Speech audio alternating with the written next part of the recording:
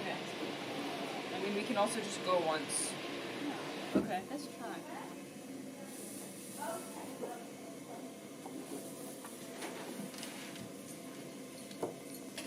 Hello. Hello. Sandwich with hummus.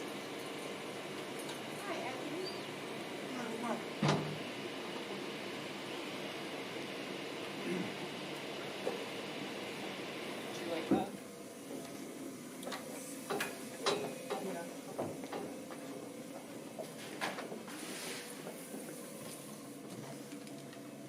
Guess who made the mistake?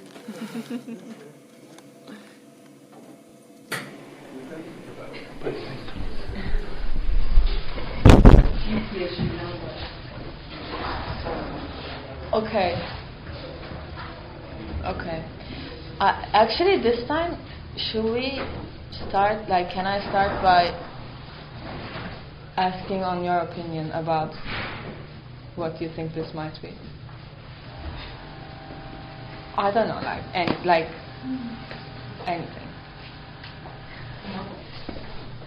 or what this might not be.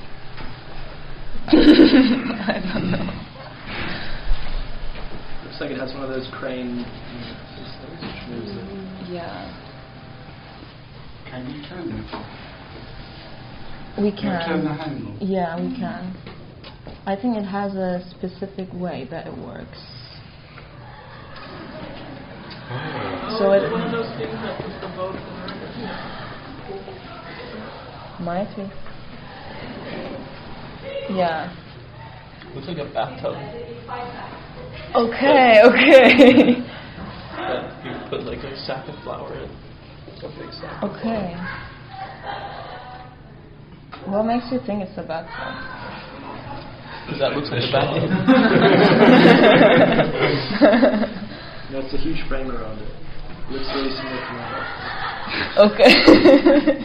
It looks like the scale of a bathroom, and you put a bathroom. Yeah. Okay. Yeah. Well, I also think this is a bathtub.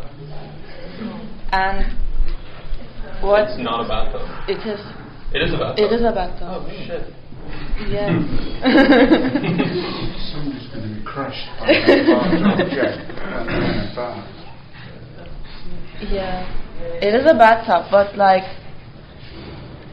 I don't know, what would you put to a bathtub? Like this huge fabric foam. Wait, is that an actual representation? It is an of the actual representation of a bathtub.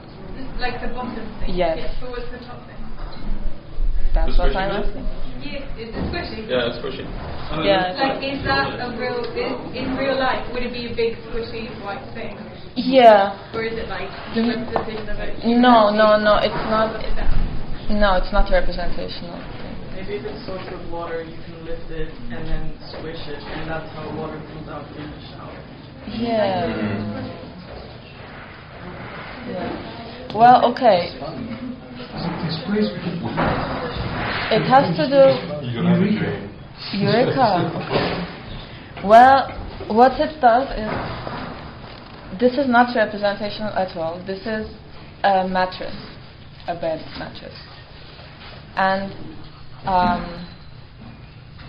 what we're trying to understand here is basically there are some built systems and there are some unbuilt systems that may have certain functions that can only sit at certain places. So this mattress, you probably wouldn't expect it to be in a bathtub, but here it is. And like, how can we use this arrangement, or what can we make out of it? Does it block any of the functions of these two, or does it make them even more functional? I don't know.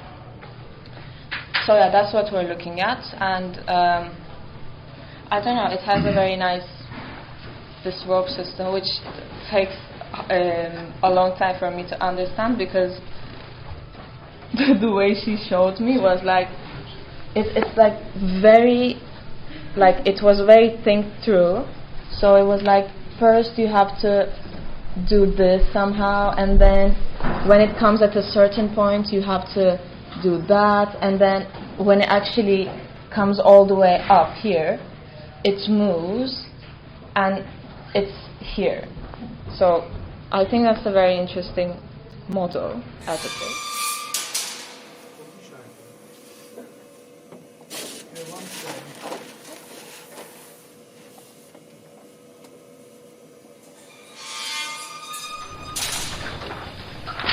Alright. Who grew up in a suburb? Hands? Kind of. Okay, cool. We're talking about, or we're looking at, prefabricated housing for the suburbs. The examples here from America, gotta represent. I mean, have these really nice scans from catalogs from these prefab house companies. Look up, move them around.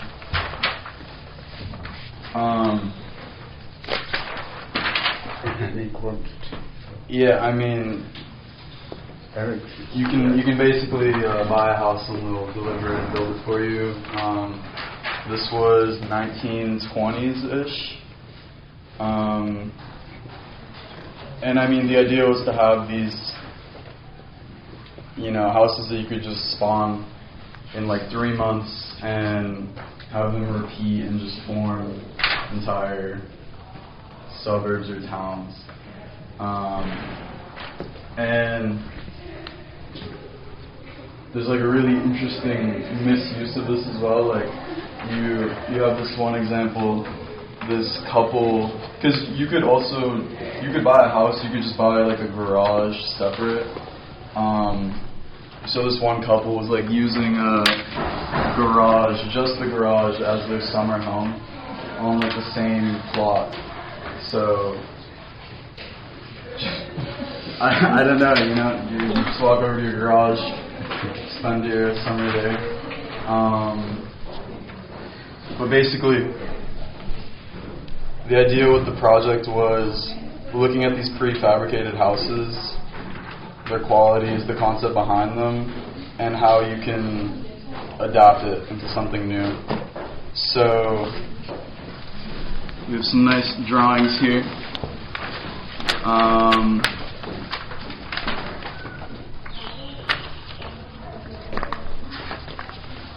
There's a few.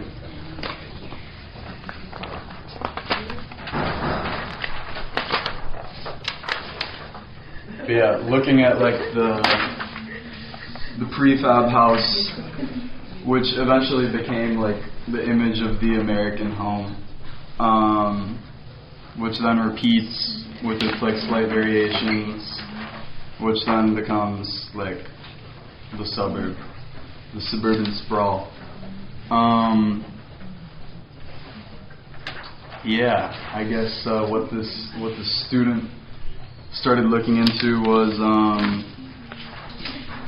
taking the idea of like having this house and then it's super stripped down, like as fast as it gets built it can just like blow away, which like did happen, like in Wizard of Oz. Kind of hard to see here, but you have the house that blows away. Great reference. Because this did happen, tornado comes by and the whole town's gone.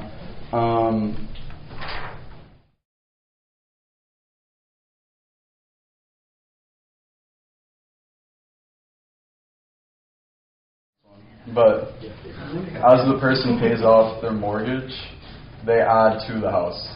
So you have this stripped down frame of a house, which is considered a house because it has like utilities. And as they pay it off, they add to it, and it becomes more of their own. Because I guess like a huge problem with this style of housing, which like you can see in real life here, like, I mean, it's everywhere in America. You're on this land that was cleared. You're putting this prefab house, which is just like copy and pasted, and you're living on like a street with a made-up name that's like not related to anything. So you're like really disconnected from where you live. So how do you like improve that connection?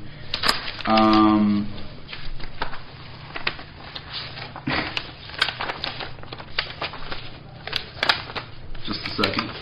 Oh, here we are. Alright, so, right, like this idea of a house being built within a house. Look around at these. But yeah, I guess figuring out a concept and a framework on how you can reuse the prefab housing and create something new out of it. Very interesting. Like growing up in a suburb or like semi-suburban and like really wanting to end up in a city like the whole time that I was living there basically. It's interesting like looking back and I don't know, thinking back to how all that started and where it could go. They're quite old, the references. Is that deliberate?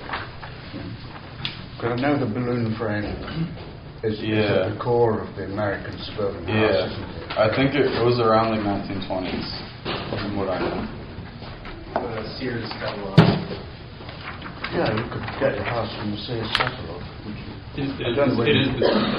Oh, really? Oh, it is. Oh, I see. Why Which probably does. Is it online now, Sears, or has it disappeared altogether? I think I remember as a kid going to a Sears, but I haven't been in a long time. It might be fully digitized. Because you can buy a digital house for about £10 now, but you can only occupy it online. Raina Banham wrote very eloquently about Sears catalogue and America, and how you could be in the wilds of Oklahoma and go to a catalogue and have a house delivered to you in parts which then you'd put together. And also the influence of things like that you could get from Sears barbed wire, which was fencing, which then set off various cattle wars, things like that. But if you're an architecture student, you immediately think of Frank Gehry's house. Yeah. Which what year is this work from? Fourth? Yeah. Why would you want to add to your house? I mean, if you're living in like a copy paste. You okay with all of it? Yeah. Thank you.